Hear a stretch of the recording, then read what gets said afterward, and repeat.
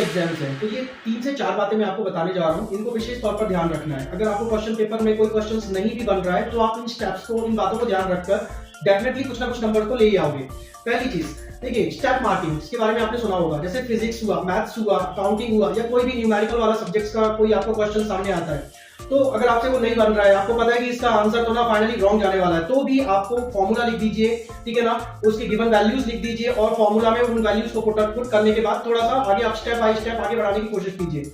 Final answer आपका गलत भी आएगा तो भी स्टेप्स पे आपको 1 से 2 नंबर तक में कुछ ना कुछ आपको मिल ही जाएगा, जो नहीं करने से तो अच्छा रहता है। सेकंड वन थिंग कि बोर्ड एग्जाम्स में कभी भी ना माइनस मार्किंग नहीं रहती है, ठीक है, तो इस चीज का एडवांटेज आप ले सकते हो। अगर कोई क्वेश्चन आपसे नहीं बन रहा है तो याद कीजिए उस टाइम पे कि अगर आपने जब टीचर्स ने आपको पढ़ाया होगा क्लासरूम में, बुक्स में, गाइड में या आपके नोट्स में कभी रिवाइज करते हुए उसके नियर अराउंड का क्या है, तो एक आध डेफिनेशंस भी एग्जैक्टली नहीं आ रही है, तो भी आप कुछ पार्ट्स उसका लिख सकते हो, अपनी समझ से अपने शब्दों में भी उस क्वेश्चन को वर्ड लिमिट में डेवलप करने की कोशिश करना है, छोड़कर नहीं आना।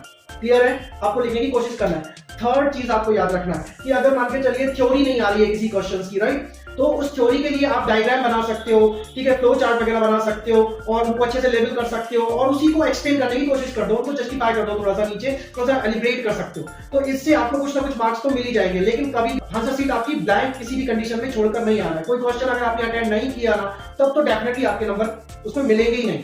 तो बेटर देन इट कि आपको कुछ ना कुछ उसमें ट्राई करना है अपने लेवल से। और हाँ, वे ऑफ प्रेजेंटेशन बहुत मायने रखता है, तो अच्छे से कैसे आप आंसर दे सकते हो वर्ड लिमिट में, वो आपको जरूर कोशिश करनी है।